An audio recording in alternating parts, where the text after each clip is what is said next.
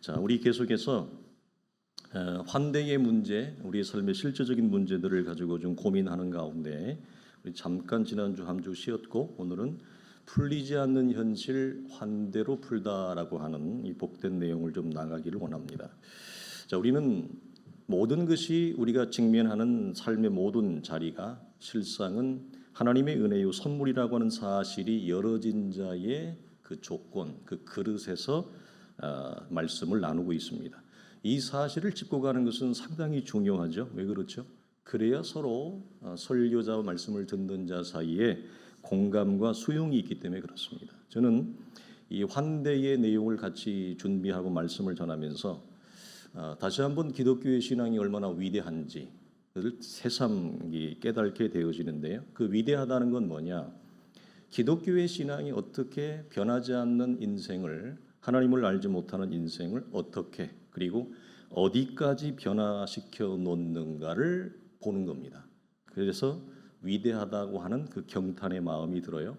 그래서 부산 호산나 교회를 일찍 젊은 나이에 저처럼 젊은 나이에 담임을 했다가 부산의 수영로 교회 다음에 호산나 교회거든요. 거의 10,000명 모이는 교회인데 그 교회를 몇 년 사역하고 일찍 그 사임을 하고 지금은 라이트하우스 무브먼트라고 하는 그 운동을 하면서 교회를 동시다발적으로 여러 군데를 개척해서 하는 그 예전에 우리 같은 노예에 있었는데 탱크 목사가 있습니다. 별명이 탱크 목사인데 교포죠. 그 친구 목사가 하는 얘기가 있습니다. 사람들이 기독교는 믿어도 변하지 않는다. 교회 안에서도 변하는 게 없다. 그래서 믿음과 변화와 성장에 대해서 회의주의자들에 대해서 그 친구 목사가 딱 한마디 합니다. 진짜 믿었나? 진짜 믿었어? 진짜 믿으면 다 변합니다. 제대로 믿었나? 묻습니다. 당신은 제대로 믿었습니까? 진짜 믿고 제대로 믿으면 변하지 않을 인생이 없습니다. 다 변합니다. 근데 우리가 변하지 않고 더 큰 하나님의 사람으로 나아가서 어디까지 나를 하나님이 복음이 변화시켜 놓는가를 경험한 적이 없기 때문에 자기 자신에 대해서 회의하는 거죠. 그러나 여러분 기독교의 복음은 우리를 충분히 죽은 자에서 살리셔 놓는 권세인데 우리 같은 인생을 여러분 변화시키지 못한다고 하는 것은 진짜 복음이 아니라고 할 수 있죠. 자, 풀리지 않는 현실이라는 하는 건 뭐냐? 풀리지 않는 사람과의 관계 그리고 풀리지 않는 삶의 조건입니다. 이걸 제가 이렇게 두 개로 나눴습니다. 이해를 하기 위해서. 그러나 사실은 풀리지 않는 사람과의 인간의 관계나 풀리지 않는 삶의 조건은 따로 있는 게 아니라 같이 대부분 연결되어 있는 경우가 대다수입니다. 사람과의 관계가 풀리면 조건도 열립니다. 이게 서로 따로 놀지 않는다는 거예요. 우리의 삶의 이치가. 자, 이 땅을 살아가는 사람은 그래서 누구나 풀리지 않는 사람과 조건 속에서 신음하고 그 사실 속에서 우리는 허우적거립니다. 즉 이 사실에서 피할 수가 없는 거죠. 그러나 환대라고 하는 것은 내 앞에 직면한 풀리지 않는, 내 입장에서 풀리지 않는 겁니다. 내 입장에서는 절벽 같은 겁니다. 절의 고도 같은 거예요. 이게 아무리 허우적거려도 이게 열어지지 아니하니까 인생이 개선이 안 되니까 거기서 오는 수없이 많은 절망과 좌절을 겪거든요. 그 속에서 환대는 뭐냐? 하나님과 함께 내가 죽을 것 같은 사망의 조건을 하나님이 어떻게 풀어가시는지 그걸 보는 복음의 능력이자 믿음의 실제입니다. 우리가 한국 사회를 보고 한국 기독교를 보면 이제는 한국 기독교가 이론과 지식이나 이런 어떤 배움의 차원에서는 더 이상 한국 사회에서 한국 교회가 직면하고 있는 이 엄청난 현실을 대처하거나 해결할 능력이 없습니다. 한국 사회에서 한국 교회는 너무나 많이 추락을 했기 때문에 단순히 기독교적인 어떤 가르침이나 이론이나 지식 가지고는 나 자신도 이 세상을 살아갈 힘이 없고 공동체적으로도 민족적으로 국가적으로도 한국 국가에서 민족에서 교회가 처해가야 될 위치는 너무나 미약해요. 그럼 뭐냐 이제는 140년이라는 기독교의 나이가 됐다면 이제는 말이 아니라 삶의 실제와 능력으로 변화되는 능력으로 내가 이 땅 가운데 이 민족 가운데 내 존재를 드러내는 실력이 아니면 누구도 기독교에 관심 갖지 않습니다. 누구도 우리의 전도에 귀를 기울이지 않습니다. 이제는 말이 아니라 삶의 실제와 내용과 능력으로 나가야 되는 시대가 되어졌다. 그런 것이죠. 그래서 한대는 두 가지 큰 기둥을 가지고 있습니다. 첫째는 애정 어린 마음으로 내가 도망가고 싶은 이 현실을 품는 것입니다. 포용이라 그럽니다. 이것을 내가 수용하고 포용하는 겁니다. 그리고 포용한 이후에 어떻게 하느냐? 거기에 하나님이 일하시도록 자유라는 공간과 시간을 거기다가 하나님 앞에 내어 맡기는 것입니다. 상당히 쉽지 않은 내용인데요. 우리가 믿음으로 살아가는 사람들은 이런 모든 걸 다 겪고 경험하게 됩니다. 자, 포용이란 뭐냐? 십자가입니다. 여러분 기억하십시오. 애정어린 마음으로 포용한다. 이게 뭐냐? 포용이 뭡니까, 목사님? 십자가입니다. 그리고 받아들인 것을 하나님이 일하실 수 있도록 자유라는 공간과 시간을 내어주는 건 뭡니까? 부활입니다. 그래서 환대는 십자가와 부활이라고 하는 엄청난 기독교의 핵심 원리인 두 원리를 다 품고 있어요. 고로 환대는 기독교의 복음이에요. 환대는 복음의 권세와 능력이다. 그렇게 우리가 정의할 수 있습니다. 왜 목사님 포용이 십자가라고 말을 할 수 있습니까? 자, 인간의 불순종으로 망가진 세상, 망가진 이 인간성을 무엇으로 아들이신 그리스도가 여러분 포용했습니까? 무엇으로 우리를 품었습니까? 십자가로 품었죠. 십자가로 우리를 품어낸 것입니다. 온전히 죽음으로. 여기서 핵심이 있습니다. 핵심 뭐가 있느냐? 십자가로 포용한다라고 할 핵심이 있어요. 뭐죠? 말로 품은 게 아닙니다. 이론으로 품은 게 아닙니다. 교리로 품은 게 아닙니다. 성경 공부로 품은 게 아닙니다. 뭘로 품었죠? 온 몸이 깨어지는 것입니다. 온 몸으로 품은 겁니다. 그래서 몸이 가지 않는 신앙은 아직입니다. 몸이 움직여지지 않는 신앙은 아직입니다. 입술이 기독교의 복음을 말하는 것도 복되고 아름다운 거죠. 그렇죠? 왜? 누가 여러분 우리의 입술에 죄된 입술에 복음을 얘기하겠어요? 말씀을 얘기하겠어요? 은혜를 얘기하겠어요? 그러니까 우리의 입술에 하나님의 말씀과 복음이 머무는다. 이건 축복이죠. 엄청난 축복입니다. 그러나 그것은 시작이라고 하는 거예요. 그 입술에 머금는 복음과 말씀과 진리가 무엇으로? 내 손끝과 발끝으로 온 몸으로 연결되어져서 삶의 실제가 될 때 기독교의 신앙은 몸으로 완성된다. 그래서 뭐라고요? 바울이 내가 너희가 나아가 기독교의 신앙이 말에 있는지 삶의 능력이 있는지 알아보리라. 바울이 그러는 거예요. 입으로만 계속 왕왕왕왕왕왕 하는 기독교가 아니라 내가 너희에게 나아가 기독교의 신앙이 말에 있는지 삶의 능력이 있는지 실제 있는지 내가 보리라. 무서운 말이죠. 왜 그런 말을 했을까요? 기독교의 신앙은 몸으로 완성되는 것. 그래서 예수께서 우리에게 내가 너를 사랑한다, 포용한다 말만 하고 정작 십자가 지지 않았으면 어떻게 해요? 죄와 사망의 현실은 그대로 있는 거 아닙니까? 우리는 여전히 구원 밖에 있는 거예요. 자, 십자가는 우리를 살리기 위한 애정어린 수용의 결과물이다. 그 결과 풀리지 않는 죄와 사망의 조건에서 허우적거리던 인생이 하나님의 새로운 새로운 생명, 새로운 존재, 새로운 창조물이라고 하는 새로운 자유의 세계가 우리 속에 펼쳐진 거예요. 이게 뭐예요? 부활이에요. 이게 부활. 부활은 단순히 그냥 예수님이 죽어서 살아나셨대 이게 아니라 나와 아무런 상관이 없는 것이 아니라 내가 지금 나를 숨을 못 쉬게 하고 나를 지금 고통스럽게 하는 삶의 옥죄인 모든 현실의 조건이 있잖아요. 나를 사슬처럼 메고 있는 거 한두 개가 아니란 말이에요. 그게. 정말 많아요. 가만히 보면 나를 옥죄고 있는 것이. 보통 사람들은 돈이라고만 생각하는데 돈만 있는 게 아니에요, 여러분. 굉장히 많아요.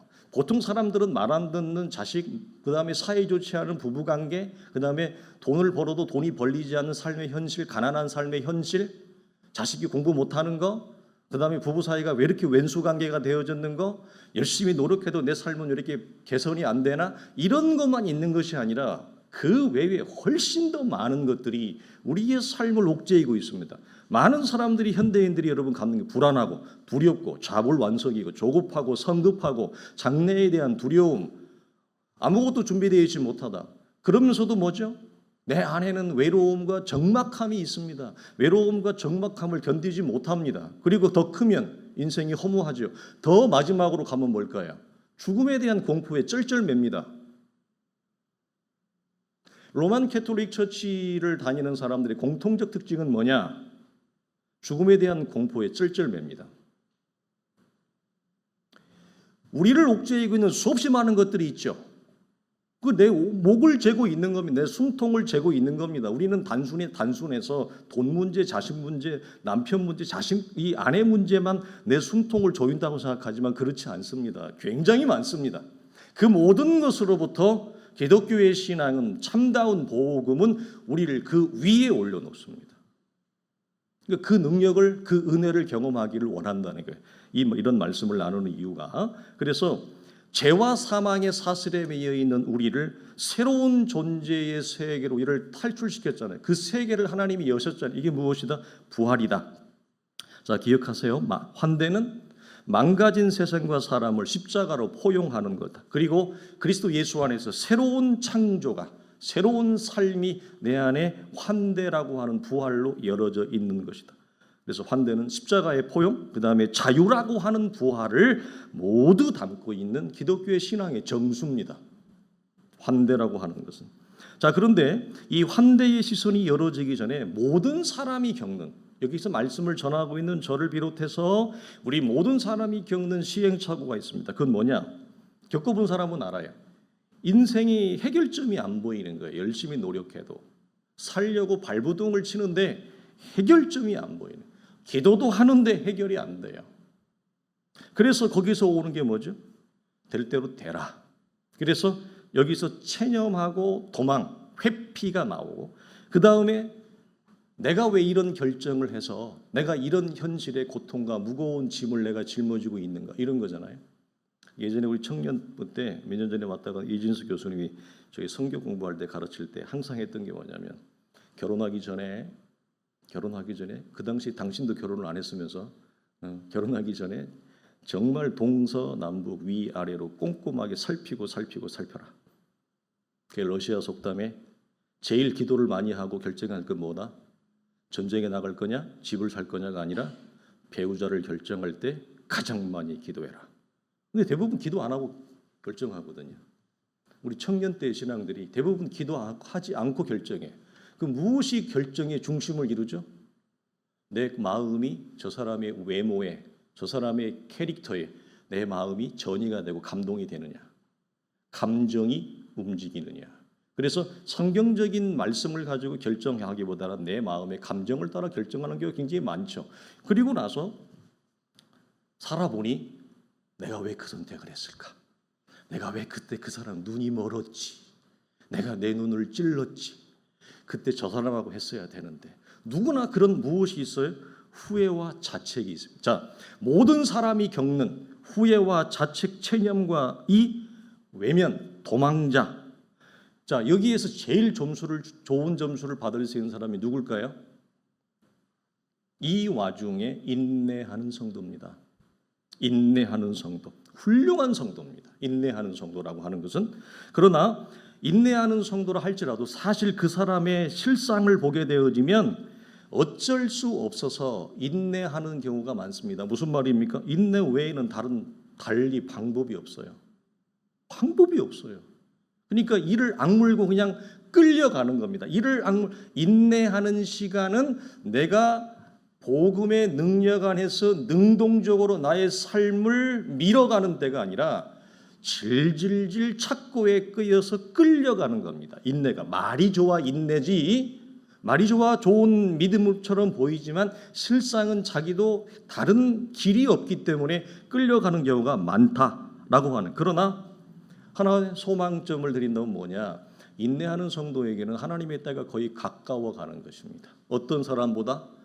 체념하고 도망다니는 사람들보다, 회피하고 고개 휙 돌리는 사람보다, 어떤 이유 때문에 힘들다라고 하는 그 이유 하나만으로 항상 도망가고 꽁무니를 빼는 사람보다 인내하는 성도는 그 인생을 향한 하나님의 일하심과 때가, 하나님의 시간이 거의 차가는 거예요. 완성되어져 가는 거예요. 이 차원에서 인내하는 성도는 복된 성도입니다. 그리고 훌륭한 성도라고 말을 할 수 있어요. 그래서 이렇게 믿음으로 인내하는 시기를 보내는 성도들에게 성경이 주는 영적인 가이드가 뭐냐? 환대예요. 그래서 첫째, 환대는 어떻게 해야 되느냐? 풀리지 않는 사람과 현실을 애정어린 마음으로 품을 수 있는, 수용하는. 여기 중요한 표현이 뭐죠? 어쩔 수 없이가 아니에요. 대부분은 우리가 어떻게 해요? 방법이 없잖아요. 길이 없잖아요. 뭐 어떡할 거예요? 여기까지 왔는데 어떡할 거냐고요. 그러니까 어쩔 수 없어서 이걸 껴안는 거예요. 그러나 이것도 은혜예요. 어쩔 수 없어서 껴안는 것도 은혜예요. 내가 파토를 안 내잖아요. 그러나 환대는 뭐냐? 이게 어쩔 수 없이 수용하고 포용하는 것이 아니라 애정어린 마음으로, 따뜻한 가슴으로, 마음에 들지 않는 이 사람과 현실을 내가 온전히 담아내는 거예요. 왜 그럴까요? 그래서 이 설교의 전제와 조건이 뭐라고요? 내가 마음에 들지 않는 이 사람과 상황과 현실이 나를 향한 하나님의 위대한 선물이요, 일하심이라고 하는 것이 눈이 열어지면 어쩔 수 없이 끌고 가고 이를 악물고 부둥켜 안고 가는 것이 아니라 할렐루야 하면서 감사하며 이 현실을 받은 채로 가는 거예요. 그러니까 환대는 능력이란 말이에요. 엄청난 능력이에요. 그렇잖아요. 우리가 제일 힘든 게 뭐예요? 마음에 들지 않는 사람이잖아요. 제일 힘든 게 뭐예요? 마음에 들지 않는 내 삶의 일상과 현실이잖아요. 그걸 어떻게 할렐루야를 외치면서 껴안을 수 있냔 말이에요. 기독교 신앙이 말에 있어요? 몸에 있어요? 몸에 있죠. 그렇죠? 환대는 기독교 신앙이 말에 있어요? 몸에 있어요? 몸에 있는 겁니다. 온몸으로 껴안는 겁니다. 그래서 히브리서 11장에 있는 말씀대로 믿음이 실상이 되어지는 거예요. 이 전제는 내가 그렇게 원하지 않는 이 상황이 하나님의 선물이라고 하는 것이 열어졌을 때 나오는 놀라운 축복이라는 거예요. 여기 선물이라고 하는 말에는 또 이런 의미도 있습니다. 굉장히 중립적이기도 해요. 어떤 의미가 있느냐? 이 현실이 선물인 줄 알 때까지는 풀리지 않는다는 얘기도 됩니다. 뭐라고요? 이 사람이, 이 현실이 나는 왼수로 보인단 말이에요. 이건 나에게는 적으로 보인단 말이에요. 나에게는 말할 수 없는 어두움으로 보인단 말이에요. 그래서 우리가 도망가는 거잖아요. 끼얹지 못하는 이유잖아요. 그런데 선물인 줄 안다고 하는 말에는 뭐냐? 이 사실이 선물인 줄 알 때까지는 반대로 얘기하면 뭐죠? 안 열린다는 얘기입니다. 기억하세요. 하나님이 나에게 선물을 줬어요. 어두움을. 하나님이 나에게 악한 가난한 조건을 선물로 주었어요. 근데 나는 그걸 선물인 줄 모르거든요. 인생은 절대 몰라요. 이게 깨어져야 아는 건데 죽을 때까지 가도 모를 수 있어요. 깨어져야 아는 건데 그 전까지는 하나님은 선물로 주는데 내가 계속 안 받잖아요. 이게 무슨 선물입니까, 하나님? 내가 이런 거 믿으려고, 이런 거 겪으려고, 이런 거 경험하려고 예수 믿은 거 아닙니다. 교회 나온 거 아닙니다. 계속 도망가잖아, 이 사람이. 하나님은 선물로 계속 쫓아가고. 그래서 어떻게 된다고요? 뱅뱅 돈다고요, 평생을. 이게 이스라엘의 40년이라고 그랬잖아요. 이스라엘의 광야 40년이에요. 그래서 선물인 줄 알 때까지 열어지지 않습니다. 그런데 하나님이 우리를 불쌍히 여기시는 연고로 우리를 창조하시고 지으시고 구원하신 하나님이 우리의 연약한 체질을 너무 잘 알기 때문에 어떻게 하십니까? 우리가 한식하고 신음하고 살려달라고 도저히 못 살겠다고 하나님 앞에 토해대면 하나님이 일시적으로 그걸 열어주십니다. 일시적으로 열어주는 거예요. 근데 나는 그게 완전히 열어졌다고 생각을 하는 거예요. 열어진 게 아니에요. 하도 숨을 못 쉬니까 죽겠다고 하니 사방팔방을 돌아다니면서 죽겠다고 하소연을 하고 다니니 정작 누구에게는 하소연 안 한다. 하나님에게는 하소연을 안 하더라. 이 친구 저 친구 다 만나고 다니면서 여기저기 다 만나고 다니면서 가서 죽겠다고 얘기를 하니 하나님이 불쌍히 여기서 일시적으로 열어주시는 거예요. 근데 우리는 그게 아이고 이제 살겠다 이런다고요. 그렇지 않아요. 또 찾아와요. 기억하십시오. 또 찾아옵니다. 내가 이미 힘들었던 무게, 힘들었던 그 삶의 조건하고 똑같은 고난이 풀리지 않는 현실이 나에게 또 찾아옵니다. 왜 찾아왔죠? 왜 찾아왔어요? 고생을 했는데, 겪었는데 뭘 배우지 못했다. 이것이 나를 향한 하나님의 선물인 걸 배우지 못한 거예요. 그래서 하나님이 또 주는 거예요. 그래서 여기서 나오는 중요한 거. 왜? 반복된 고난이 나에게 찾아오는가? 왜 똑같은 어려움이 나에게 찾아오는가? 이거에 대한 성경의 안내는 뭐냐? 내가 너에게 선물을 주었잖아. 네가 싫다고 했잖아. 선물인 줄 알 때까지 이 현실이 바뀌지 않는 것입니다. 그러니까 도망가야 돼요? 하나님이 준 이 풀리지 않는 고난 앞에서 우리가 여기서 결자 해지를 해야 돼요. 결자 해지해야 되는 거예요. 이게 뭐였다고요? 약복강에서 야곱이 밤이 새도록 하나님과 씨름하겠다. 씨름. 이게 신약으로 오면 베드로는 피 흘리기까지 너희들은 씨름하지 않는다. 무슨 말이에요? 다 도망간다는 얘기예요. 회피한다는 얘기. 어렵기만 하면, 힘들기만 하면 다 꽁무니를 뺀다는 거예요. 정작 하나님이 나에게 선물로 주어진 이 풀리지 않는 현실에 대하여 직면하지 않는다. 이게 우리가 반복된 고난을 겪는 이유입니다. 그래서 첫째는 이것을 온 몸으로 둘째는 뭐냐? 껴안았으면 이게 사실은 시차를 두고 있지 않아요. 설명으로 나누는 겁니다. 하나님이 일하실 수 있도록 자유라고 하는 시간과 공간을 내가 하나님 앞에 내어드리는 겁니다. 내가 이 현실과 마음에 들지 않는 사람을 내가 포용했다고 해서 내 마음대로 하려고 하면 안 돼요. 이게 큰 착오입니다. 우리가 이 사실을 반드시 뛰어넘어야 돼. 자유라는 공간과 시간이 없다면, 지금 무슨 하나님이 일하는 공간과 시간을 내가 내어주지 아니하면 환대는 결코 완성되지 않습니다. 무엇 했다 할지라도 이를 악물고 간신히 껴안았는데 이 풀리지 않는 현실이 완성이 안 된다는 말은 무슨 말이? 안 열린다는 얘기예요. 열리지가 않아요. 이 사실을 반드시 기억하셔요. 그래서 환대의 완성은 뭐다? 하나님이 일할 수 있는 공간과 시간을 내어드리는 자유로운 일하심으로 내어두는 것이다. 이 공간은 하나님이 일하시는 공간이고 하나님의 창조와 생명이 일어나는 시간입니다. 그래서 이게 뭐라고요? 부활인 거예요. 이 차원에서 부활이에요. 그러나 우리는 어떤 시행착오를 겪냐? 대부분 우리가 다 겪은 거예요. 근데 이제는 우리가 이 정도 믿음의 연조와 이런 이제 나이대가 되면 반드시 이걸 뛰어넘어가고 바꿔줘야 돼. 어떤 시행착오냐? 내 방식대로 바꾸려고 하는 거. 그 사람을, 그 현실을. 그 이유는 뭐죠? 첫째는 내가 힘들어서 그래요. 다른 것 때문에 그러는 게 아니에요. 하나님 때문에 그러는 거예요? 아니면 내가 답답하고 내가 힘들어서 그러는 거예요? 하나님 때문에 그러면 훌륭한 사람. 하나님 때문에 그러면 훌륭한 사람. 대체로는 자기가 힘들고 답답해서. 두 번째는 나라는 이 죄된 인간의 구조와 기질이 너무 성급하고 조급해요. 셋째는 풀리지 않는 현실과 사람과의 관계에서 하나님이 일하시는 방식을 아직 이분은 전혀 몰라요. 그래서 자기가 이걸 어떻게 해보려고 그래. 그래서 하나님이 일하시도록 그 공간을 어떻게 한다? 가만히 놔두지 못한다. 자기 손이 가니라고 정신이 없어요. 하나님의 손이 가서 그 공간과 시간 안에서 생명을 일으키고 변화의 창조를 일으키도록 하나님 앞에 묵상하고 바라보지 못하고 이놈의 손이 이놈의 발이 얼마나 빨리 들어가든지 하나님이 일할 여유를 공간을 안 준다. 풀리지 않는 사람으로 말하면 빨리 내 스타일로 바꾸고 싶어 합니다. 도대체 이 사람은 도대체 왜 그런 거야? 너의 정체는 뭐냐 도대체? 너는 어떤 인생이기에 도대체 이렇게 인생이 이런 인생이 되었니? 너는 왜 사람 말귀를 못 알아들어? 이런 거예요. 내 스타일로 바꾸고 싶은데 이 왼수가 말을 들어먹지를 않는 겁니다. 여러분 잘 보세요. 내 몸으로 나서 내가 키운 자식도 부모 말 안 들어요. 제가 늘 이렇게 좀 하찮은 예를 드는 이유는 이게 가장 이해가 빠르기 때문에 그래요. 여러분 내 몸으로 나서 내가 키우고 내가 돌본 우리의 자녀들도 부모 말 안 들어요.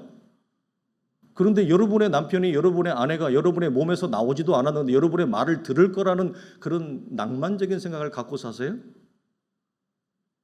안 듣는 게 당연한 것입니다. 당연한 겁니다. 내 스타일대로 내 방식대로 바뀌어지지 않습니다.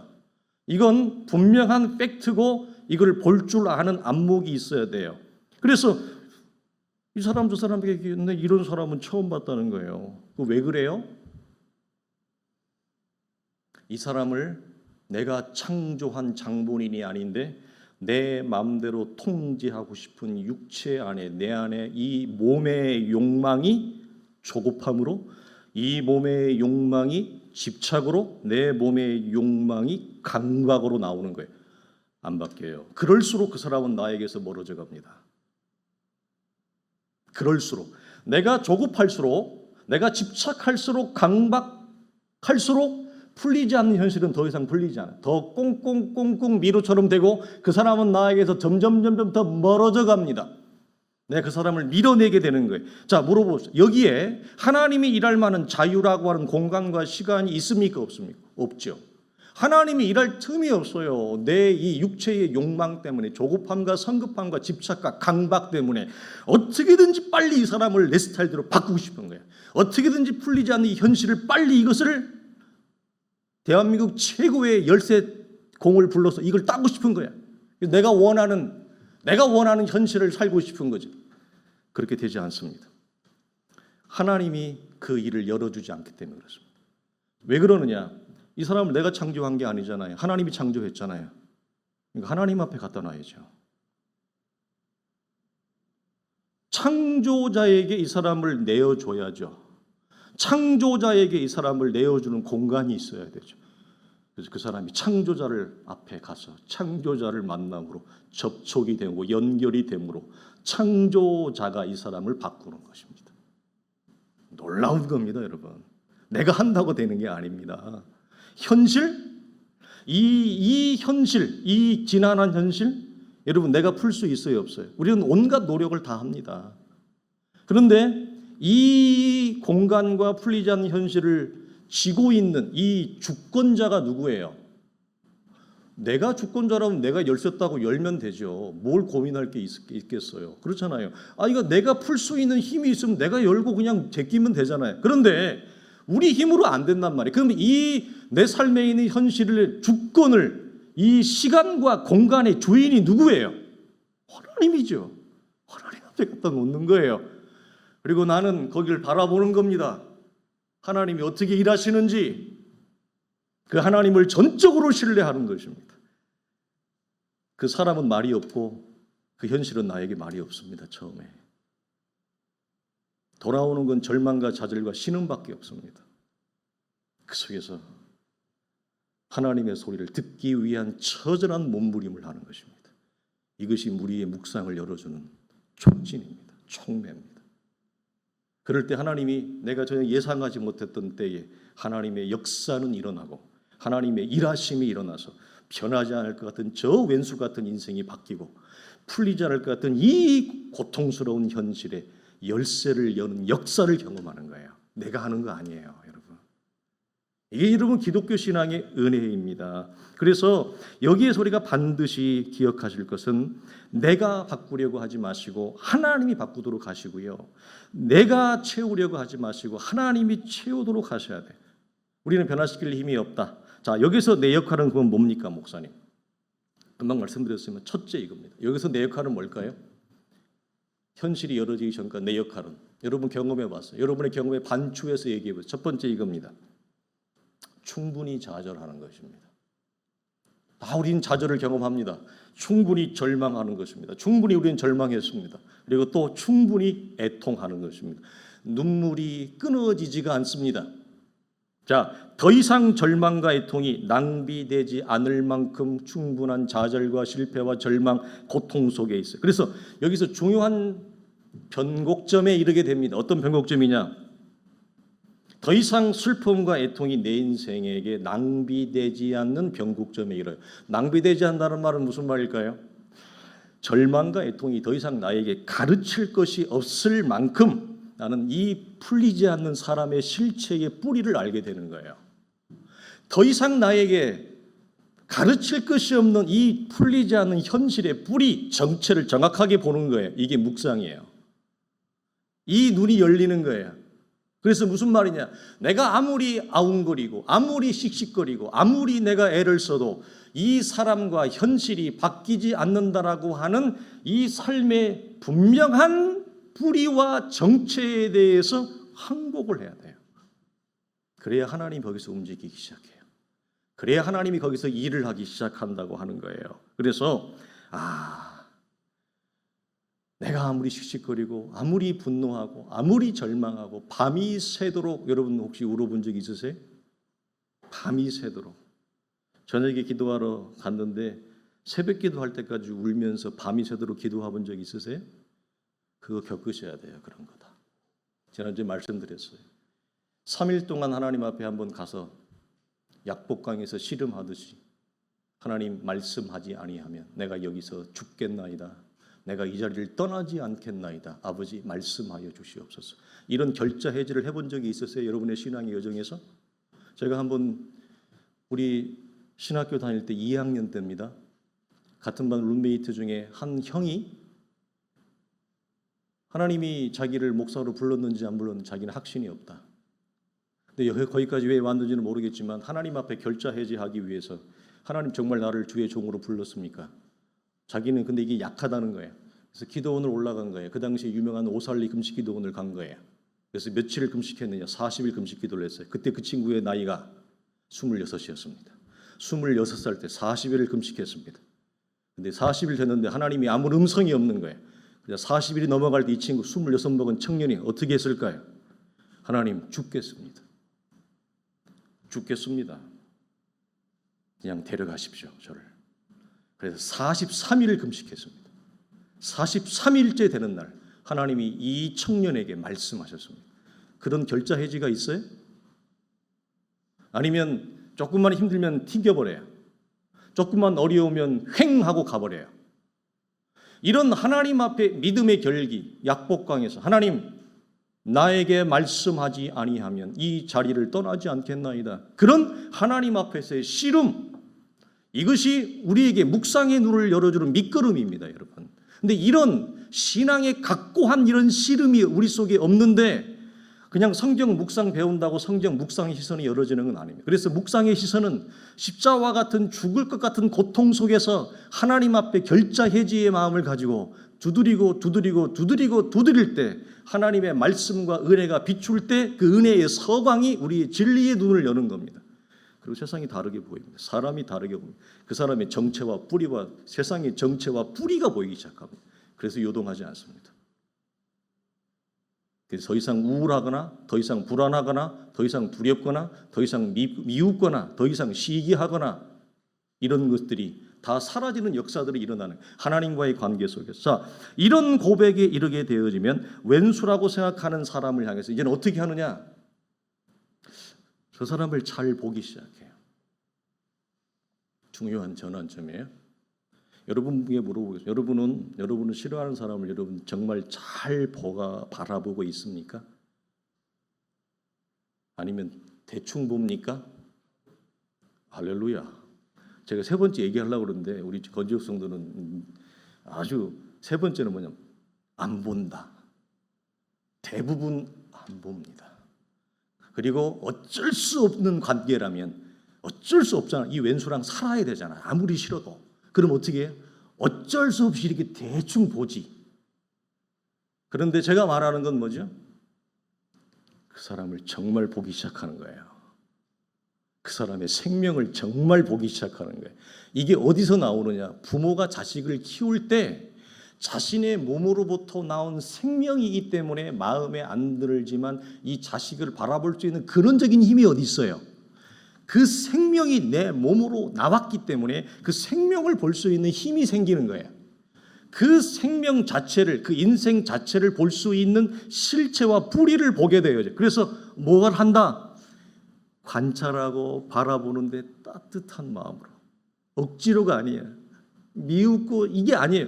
사랑스러운 마음으로 그 영혼을 보게 되어지면 무엇이 보이기 시작한다? 어떻게 하면 저 영혼을 하나님께로 나아가는 자리와 공간과 시간을 연결해 줄 수 있을까? 예전에는 원망하고 투덜하고 틈만 나면 싸우고 분노하던 그 관계가 어떻게 하면 이 사람을 하나님께 나아갈 수 있는, 하나님을 알 수 있는 그 공간과 시간과 자리를 마련할 수 있을까? 어떻게 하면 하나님을 만나게 할까? 이것을 관찰하고 묵상하게 되어진단 말이에요. 완전히 달라져요. 놀라운 겁니다. 기독교의 신앙이. 그 고백에 이르게 되어지는 거예요. 그래서 잘 보는 겁니다. 대충 보지 않으니까 무엇이 보인다? 그동안 못 보고 살았던 그 사람의 존재의 아름다움과 생명의 고귀함과 그렇게 답답하게 보였고 짜증나게 보였던 그것들이 와, 나를 향한 선물이었구나. 이게 나를 하나님의 사람 되게 하는 하나님의 일하심이 이게 보이면 답답하고 힘들고 짜증나게 했던 것들이 어떻게 보인다? 할렐루야가 나오는 거야. 신기한 거야. 너무 아름답고 예쁜 거예요. 그 사람이 얼마나 예쁜지. 그런 이게 뭐예요? 이게 창조주의 마음이에요. 이게 아버지의 마음이에요. 그래서 우리가 자녀를 키울 때 옆집 아저씨는 내 자식을 내 마음처럼 못 봅니다. 여러분 죽어도 못 봅니다. 옆집 아저씨는 언제만 와서 껴안아 줍니까? 다 깨끗이 씻겨가지고 이쁘게 해가지고 애가 이쁜 얼굴로 까딱까딱까딱 할 때 그때만 잠깐 와서 아우 이쁘네 이쁘네 그러죠. 진짜 부모는 그렇게 이쁘게 꾸며 놓던지 아니면 대소변이 몸에 묻었던지 똑같잖아요. 똑같아요. 부모는 그 마음이 그 풀리지 않는 사람과의 관계와 현실에서도 동일하게 일어나게 되어집니다. 그래서 기억하세요. 환대란 내가 그 사람을 포용했다 해서 내 스타일과 내 입맛대로 내 방식대로 바꾸는 것이 아니다 라고 하는 사실을 여러분 기억하십시오. 성급함과 집착은 도리어 하나님의 일하심을 막게 되어집니다. 그리고 내 역할은 그 사람이 하나님께 지속적으로 나아갈 수 있는 접촉점, 연결점을 만들어주는 거예요. 그래서 문을 열어주는 역할을 하는 거예요. 이것이 그리스도 예수 안에서 먼저 그 길을 통과한 먼저 된 자의 역할이에요. 고린도전서 2장 6절에 보면 너무 잘하는 말씀이 있습니다. 나는 심었고 아볼로는 물을 주었으되 오직 자라게 하시는 이는 누구라? 하나님이라. 우리는 뭐만 하는 거예요? 하나님 앞에 심는 일을 하는 거예요. 우리는 하나님 앞에 물을 주는 역할을 하는 거예요. 그 뒤에 나온 말. 그럼 우리는 아무것도 없습니까? 바울이 뭐라고 얘기해요? 각각 자기가 일한 대로 자기의 상을 받으리라. 다 상 받아요. 변화시키시는 일은 하나님이세요. 우리는 심부름꾼이에요. 물 주라고 했으니까 물을 줘야 되고 땅 파라고 했으니까 땅을 파는 심부름꾼이에요. 그러나 이 모든 것을 받는 것은 하나님이 하십니다. 이 환대의 원리가 우리의 모든 풀리지 않는 삶의 현실들은 고스란히 일어납니다. 그러나 우리가 기억하실 것은 그렇습니다. 왜 많은 성도들이 이렇게 얘기합니다. 목사님, 왜 저는 듣지 못합니까? 왜 듣지 못할까요? 어렵다는 이유로 다 회피하고 도망가기 때문에 그렇습니다. 정말 죽기 아니면 살기다. 하나님 앞에서 그 시간을 머물지 않습니다. 그 시간을 다른 데 가서 쓰잖아요. 힘들다는 이유로. 왜? 답답하니까 해소하려고. 다른 데 가서 쓰잖아요. 하나님 앞에 쓰지 않잖아요. 하나님을 앙망하지 않잖아요. 다른 걸 쳐다보고 있잖아요. 다른 것 쳐다보고 와서 일시적으로 산소 마스크 공급받았다고 좋다고 얘기하고 일시적으로 다른 사람 만나고 와서 해소됐다고 그 풀렸다고 얘기한다고요. 왜 들리지 않느냐? 힘들다는 이유로 외면하거나 도망가거나 하나님 앞에 약복강의 야곱처럼 이 자리를 떠나가지 않겠나이다. 밤을 새십시오. 밤을. 주여, 출근 시간 1시간밖에 안 나가는데 하나님 말씀하여 주시옵소서. 이 애절함이 없어요. 애절함이 없어요. 안 들리죠, 여러분. 안 들려요. 그런 분들은 사실은 그런 시도를 하나님 앞에 하지 않고 외면하고 도망가는 것이 몸에 배어버린 사람들은 이 신앙의 용기와 결기가 상당히 결여되어 있는 분들이 많아요. 조금만 힘들면 삐져버리고 조금만 힘들면 도망가 버리는데 그러면서 이렇게 얘기합니다. 왜 목사님은 듣는다고 그러는데 저는 못 듣습니까? 힘들고 어렵다고 하는 이유로 내가 있어야 될 자리와 내가 해야 될 역할을 안 하면서 하나님의 음성이 안 들린다 그러고 하나님이 왜 나에게는 말씀을 안 하신다 그러고 왜 이 풀리지 않는 현실에서 길이 보이지 않느냐고 얘기한다고 하는 것은 여러분 어리석은 것입니다. 길이 보일 때까지 성경은 뭐라고 얘기합니까? 두드리라 그럽니다. 하나님을 쳐다보십시오. 풀리지 않는 현실을 통해 하나님 나에게 무엇을 말씀하시려고 합니까? 하나님 이 지난한 고통을 통해 하나님 제가 무엇을 배우기를 원하십니까? 말씀하여 주시옵소서. 주의 종이 듣겠나이다. 묵상하고 쳐다보고 하나님을 바라보시고 구하십시오. 그러면 풀리지 않는 현실이 여러분에게 스승이 되어지고 여러분에게 교사가 되어져서 나에게 말씀하십니다. 분명히 들립니다. 그리고 왼수 같은 그 인생을 통해서도 하나님이 나에게 말씀하십니다. 그 눈과 안목이 열어지는 게 뭐라고요? 그게 묵상의 시선입니다. 그러나 우리는 어떻게 한다고요? 대부분 성급하거나 조급하거나 즉각적인 결과를 원해서 이 육체의 욕망 때문에 풀어지지 않는 현실에서 외면하고 도망가. 왜? 아무런 결과가 일어나지 않는다는 이유 하나만으로 도망가고 외면해버립니다. 그러면서 하나님의 말씀이 들리지 않는다고 하면서 신앙적으로 무너져가는 것을 봅니다. 여러분 기억하십시오. 평생을 도망자로 살 것인가? 아니면 풀리지 않는 현실을 환대로 푸는 환대자가 되어 전복의 하나님, 역설의 하나님을 내 삶의 처지에 내가 경험하는가? 이것은 오늘 말씀 앞에 내가 여러분 결정하고 결단하는 거. 이건 내 선택과 내 몫이에요. 도망자로 살 것인가 환대자로 살 것인가. 이것은 내가 결정하는 것입니다. 하나님의 말씀을 들으시고 우리 사랑하는 성도들이 우리 모두가 풀리지 않는 현실에 거대한 만리장성 같은 벽을 우리가 마주하고 있지 않습니까? 이것이 없는 인생이 어디 있겠습니까? 이 벽 앞에 하나님 앞에 주여 말씀하여 주시옵소서. 주의 음성이 들릴 때까지 떠나지 않겠나이다. 떠나지 않겠나이다. 이 마음을 가지고 하나님 앞에 여러분 두드리고 나아가면 하나님의 사랑이 얼마나 크신데요. 얼마나 좋으신 분인데 우리에게 말씀하지 않을 리가 없습니다. 이 은혜를 경험할 수 있길 주의 이름으로 축원합니다.